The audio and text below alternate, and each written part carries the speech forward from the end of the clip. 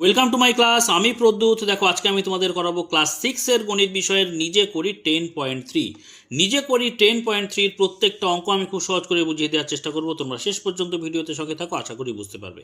তো দেখো এটা তোমাদের অঙ্ক বইয়ের 119 নম্বর পৃষ্ঠাতে রয়েছে এবং এখানে কি আছে দেখো, এখানে রয়েছে আবৃত্ত দশমিক সংখ্যা। ঠিক আছে, আবৃত্ত দশমিক সংখ্যার অঙ্ক আমরা করব। এই অঙ্কগুলো কিন্তু দ্বিতীয় পর্যায়ক্রমিক মূল্যায়ন এবং তৃতীয় পর্যায়ক্রমিক মূল্যায়ন অর্থাৎ সেকেন্ড সামেটিভ এবং থার্ড সামেটিভ ইভ্যালুয়েশনের জন্য অত্যন্ত গুরুত্বপূর্ণ অঙ্ক। ঠিক আছে, তো চলো শুরু করি। তো দেখো এখানে কি বলছে, নিচের শুদ্ধ আবৃত্ত দশমিক সংখ্যাকে সামান্য ভগ্নাংশে প্রকাশ করি। দেখো এখানে আবৃত্ত দশমিক সংখ্যা কি সেগুলো কিন্তু আগে ভিডিওগুলোতে আমি কিন্তু বিস্তারিত ব্যাখ্যা করে দিয়েছি। আবৃত্ত দশমিক সংখ্যা মানে কি, দশমিকের পরে একই সংখ্যা বারবার যদি ফিরে আসে বা পৌনঃপুনিকভাবে যদি ফিরে আসে তখন আমরা আবৃত্ত দশমিক সংখ্যা বা পৌনঃপুনিক চিহ্ন দিয়ে থাকি, তাই তো? তোমরা নিশ্চয়ই জানো। দেখো এখানে 0.5 তার মাথায় দেখো একটা দশমিক চিহ্ন দেওয়া রয়েছে। এই যে মাথায় দশমিক চিহ্ন দেওয়া রয়েছে এখানে কি বলে, পৌনঃপুনিক চিহ্ন বা আবৃত্ত দশমিক চিহ্ন। বোঝা গেল? তো দেখো এখানে আরেকটা বিষয় দেওয়া রয়েছে না, শুদ্ধ আবৃত্ত দশমিক সংখ্যা। এই শুদ্ধ আবৃত্ত দশমিক সংখ্যা কাকে বলে? দেখো আমি এখানটা একটুখানি দেখাই। আমি প্রথম অঙ্কটা করার আগে শুদ্ধ আর মিশ্র তোমরা নিশ্চয়ই জানো, এর আগের ভিডিওগুলোতে আমি ব্যাখ্যা করেছি, তাও আর একবার বলে দিই। দেখো দশমিকের পরেই দেখো এখানটায় কি অঙ্ক আছে না, 0.5 তার মাথায় পৌনঃপুনিক চিহ্ন। তো এই যে দশমিকের পরেই যদি পৌনঃপুনিক চিহ্ন শুরু হয়ে যায়, বা ধরো আরেকটা উদাহরণ দেওয়া যেতে পারে, ধরো 0.531। এই 5-এর মাথায়ও আছে, 1-এর মাথায়ও আছে, এই দুদিকের মাথায় আছে মানে মাঝখানের মাথায়ও আছে, এটা আমাদের ধরে নিতে হবে। ঠিক আছে, তো দেখো এই যে দশমিকের পরেই যদি পৌনঃপুনিক চিহ্ন শুরু হয়ে যায় তাহলে এই ধরনের দশমিক সংখ্যাকে আমরা কি বলি না, শুদ্ধ আবৃত্ত দশমিক সংখ্যা। শুদ্ধ, বোঝা গেল? আমি বাকি কথাটা আর লিখলাম না। শুদ্ধ এরা শুদ্ধ আবৃত্ত দশমিক সংখ্যা। আর মিশ্র কাকে বলে? ধরো এরকম যদি হয় 0.027। দেখো এর 2-এর মাথায় পৌনঃপুনিক আবার 7-এর মাথায় পৌনঃপুনিক। দেখতে পাচ্ছ যে দশমিকের পরেই সংখ্যাটা কি আছে না, 0 আছে, তার মাথায় কিন্তু পৌনঃপুনিক চিহ্ন নেই। এই দশমিকের পরেই যদি শুরু না হয় তাহলে এটা কিন্তু হয়ে যাবে মিশ্র। বোঝা গেল? এটা মিশ্র। ধরো এরকম যদি থাকে 0.325, ধরো 5-এর মাথায় পৌনঃপুনিক আছে, অর্থাৎ প্রথমে 3-2-এর মাথায়, আমি জাস্ট উদাহরণ দেওয়ার জন্য বোঝানোর চেষ্টা করছি। বোঝা গেল? তাহলে 3-2-এর মাথায় নেই, অর্থাৎ দশমিকের পরেই শুরু হচ্ছে না, তাহলে এটাও হয়ে যাবে কিন্তু মিশ্র আবৃত্ত দশমিক সংখ্যা। বোঝা গেল আশা করি? এবারে শুদ্ধ আবৃত্ত দশমিক সংখ্যা, এখান থেকে আমরা সামান্য ভগ্নাংশ বা সাধারণ ভগ্নাংশে কিভাবে যাব, তো তার নিয়মটা দেখো। আমরা এখানে নিজে করি 10.3-এর অঙ্ক করছি, তো তার ঠিক আগের পৃষ্ঠাতে খুব সুন্দর করে দেওয়া রয়েছে। দেখো 118 নম্বর পেজে একদম সুন্দর করে নিয়মটা দেওয়া রয়েছে, ভালো করে খেয়াল করো। এই ছকের মধ্যে কি বলছে, কিন্তু দেখছি শুদ্ধ আবৃত্ত দশমিককে সামান্য ভগ্নাংশে প্রকাশের জন্য তাহলে দুটো নিয়ম, 1 নম্বর এবং 2 নম্বর। 1 নম্বর হচ্ছে লব করব আর 2 নম্বরকে হর করব। সামান্য ভগ্নাংশ বা সাধারণ ভগ্নাংশ কীরকম না, সামান্য বা সাধারণ ভগ্নাংশের নিয়ম হচ্ছে তার একটা লব থাকবে, উপরে এই যে দাগ দেওয়ার উপরে যেটা লিখলাম লব, আর নিচে যেটা লিখি সেটা হচ্ছে হর।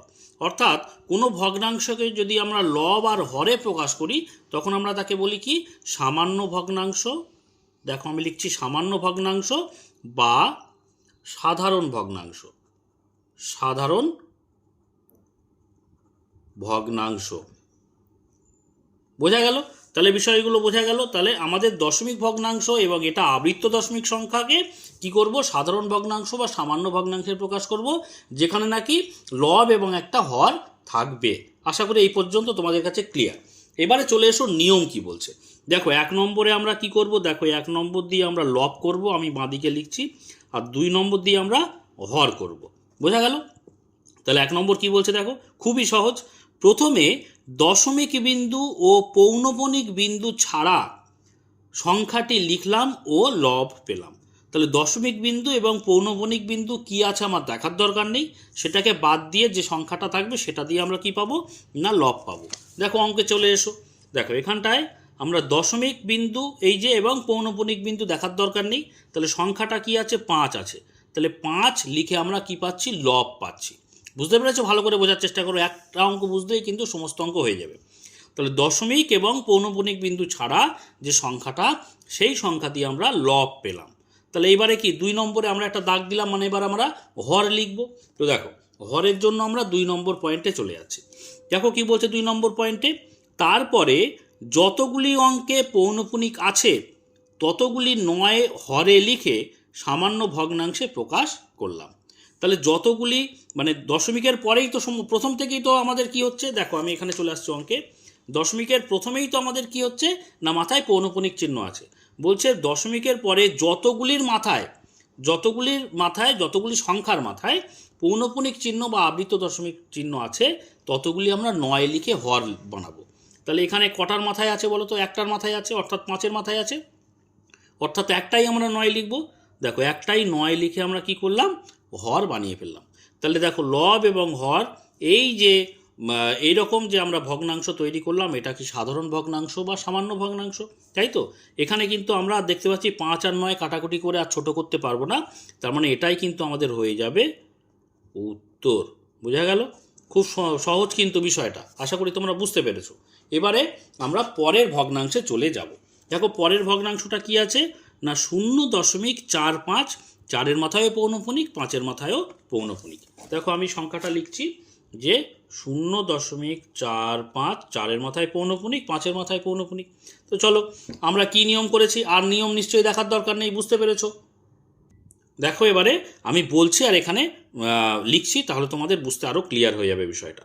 দেখো দশমিক বিন্দু এবং পৌনপুনিক বিন্দু কার মাথায় কি আছে কিচ্ছু দেখার দরকার নেই। দশমিক এবং পৌনপুনিক বিন্দু বাদে যে সংখ্যাটা ছিল সেই সংখ্যাটা আমি লবে লিখবো। দেখো আমি লব আর হরে তো প্রকাশ করব, তাহলে একটা দাগ দিয়ে দিই। তাহলে লবে লিখবো কি, দশমিক এবং পৌনপুনিক বিন্দু ছাড়া সংখ্যাটা কি আছে, 4 আছে আর 5 আছে, অর্থাৎ 45 আছে। ক্লিয়ার হয়ে গেল? এটা 1 নম্বর ছিল, অর্থাৎ সেটা দিয়ে আমরা লব বানালাম। এবারে হর করব। দেখো হর মানে কি, হর হচ্ছে দশমিকের পরে যতগুলোর মাথায় পৌনপুনিক চিহ্ন আছে সেই কটা 9 লিখব। সেটা কোথায় লিখব, হরে লিখব। দেখো কতগুলির মাথায় আছে, এই 4-এর মাথায়ও আছে, 5-এর মাথায় আছে, অর্থাৎ 2টি সংখ্যার মাথায় আছে। তাহলে কটা 9 লিখব, হরে 2টি 9 লিখব। হয়ে গেল আমাদের ভগ্নাংশে প্রকাশ করা। এবারে ভগ্নাংশে প্রকাশ করার পরে তোমাদের কাজ কি হবে না, ভগ্নাংশ তো আমরা প্রকাশ করলাম সামান্য ভগ্নাংশ বা সাধারণ ভগ্নাংশে। এবারে এই ভগ্নাংশটা কেটে কুটে ছোট করে দেবো। বোঝা গেল? যতটা কেটে ছোট করা যায় সেটা আমাদের করে দিলেই কিন্তু অ্যান্সার হয়ে যাবে। তুমি দেখো এখানে 99কে 3 দ্বারা ভাগ করা যাবে, 45কেও 3 দ্বারা ভাগ করা যাবে। দেখো 45কে 3 দ্বারা ভাগ করলে কত হবে বলো তো, 3 15 45, তাই না? আর 99কে যদি 3 দ্বারা ভাগ করি, দেখো 3 3 9, আবার 3 3 9, অর্থাৎ 3 33 99। দেখো এখনও কিন্তু 3 দ্বারা ভাগ করা যাবে, 3 5 15 আর 3 11 33। 5 আর 11-র মধ্যে আর ভাঙা যাবে না, তাহলে আমরা সরাসরি উত্তরে চলে যাব, ওপরে 5 আর নিচে হচ্ছে 11। ঠিক আছে, 5/11 এটা কিন্তু আমাদের হয়ে গেল এক্ষেত্রে উত্তর। খুবই সিম্পল, আশা করি তোমরা বুঝতে পেরেছ। এরপরে আমরা যাব পরের ভগ্নাংশে। দেখো পরের ভগ্নাংশটা কি বলছে, 0.53, 5-এর মাথায় পৌনপুনিক, 3-এর মাথায় পৌনপুনিক। তো দেখো আমি অঙ্কটা লিখে নিচ্ছি, 0.53, 5-এর মাথায় পৌনপুনিক চিহ্ন, 3-এর মাথায় পৌনপুনিক চিহ্ন। শুদ্ধ আবৃত দশমিক সংখ্যা নিশ্চয়ই তোমাদের ক্লিয়ার হয়েছে যে দশমিকের পরের সংখ্যার যে সংখ্যা তার মাথাতেই কিন্তু পৌনপুনিক শুরু হয়ে যাবে। বোঝা গেল? এখানে যে অঙ্কগুলো দেওয়া রয়েছে এখানে প্রত্যেকটা অঙ্কই কিন্তু শুদ্ধ আছে।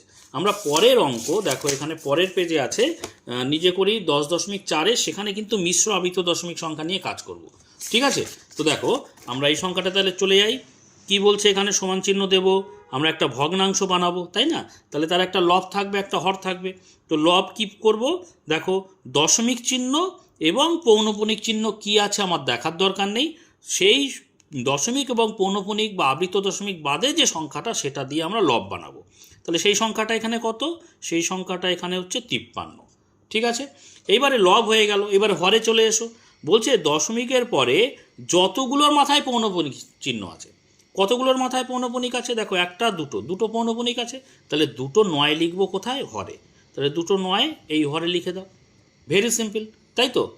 এবার দেখো এই ভগ্নাংশ যেটা পেলাম এটা কি কেটে ছোট করতে পারবো? দেখো তো এখানে নিচেরটা তো 3 দ্বারা ভাগ করা যাবে, উপরটা কি 3 দ্বারা ভাগ করা যাবে?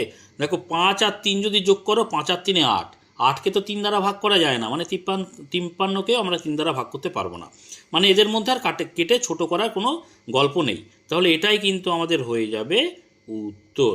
আশা করি তোমরা বুঝতে পেরেছো। চলো এর পরের যে ভগ্নাংশ আছে সেটা করে ফেলি।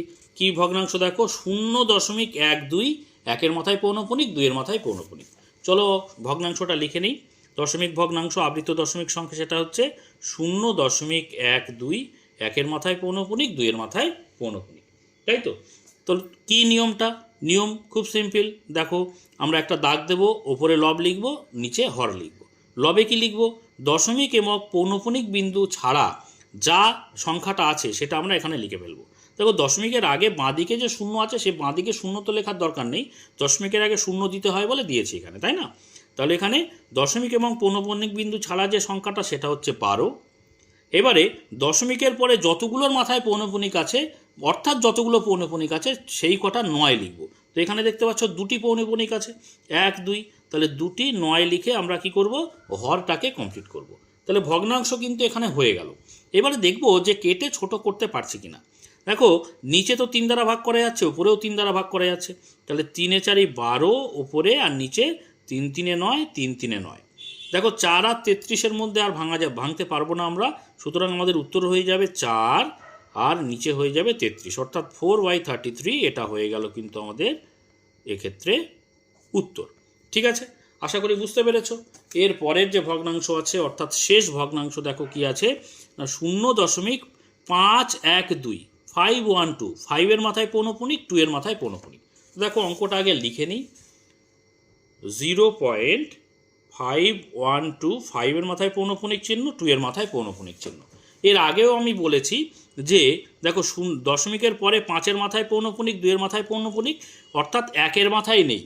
এই যে দুদিকে যদি পৌনঃপুনিক চিহ্ন থাকে তার মানে ধরে নিতে হবে যে মাঝখানে যে সংখ্যাটা আছে তার মাথায় পৌনঃপুনিক চিহ্ন আছে। বুঝতে পেরেছো? 1-এর মাথায় নেই নয়, কিন্তু অবশ্যই 1-এর মাথায় আছে। দুদিকে আছে মানে মাঝখানের মাথায়ও আছে। ঠিক আছে, তাহলে চলো যে নিয়মে আমরা যাচ্ছিলাম। কি নিয়ম না, দশমিক এবং পৌনঃপুনিক বিন্দু ছাড়া যে সংখ্যাটা সেই সংখ্যাটা আমরা, দেখো এখানে একটা দাগ দিই, সেই সংখ্যাটা আমরা লব করব। তাহলে সংখ্যাটা কি এখানে 5 1 2। ক্লিয়ার? এইবারে দশমিকের পরে যতগুলোর মাথায় পৌনঃপুনিক চিহ্ন আছে সেই কটা 9 লিখবো হরে। তাহলে কটার মাথায় আছে দেখো, 5-এর মাথায় আছে, 2-এর মাথায় আছে, আর দুদিকে থাকা মানে মাঝখানের মাথায়ও আছে, এটা তোমরা ধরে নেবে।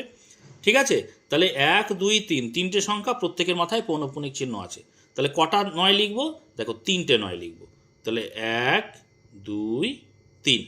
ঠিক আছে, তো দেখো এখানে নিচে তো যে 3টে 9 আছে মানে 3 দ্বারা ভাগ করতে পারবো, মানে কাটতে পারবো।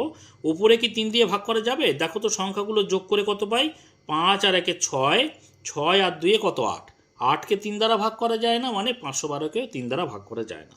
অর্থাৎ 512 এবং 999-কে কোনোভাবেই আমরা কেটে ছোট করতে পারবো না। তাহলে এটাই আমাদের হয়ে যাবে উত্তর, আমাদের আর কেটে ছোট করার প্রয়োজন নেই। আশা করি বুঝতে পেরেছো। তো আজকে এই পর্যন্ত।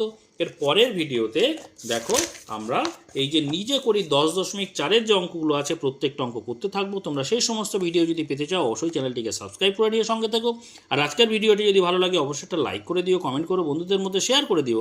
আর শেষ পর্যন্ত ভিডিওতে সঙ্গে থাকার জন্য সকলকে অসংখ্য ধন্যবাদ।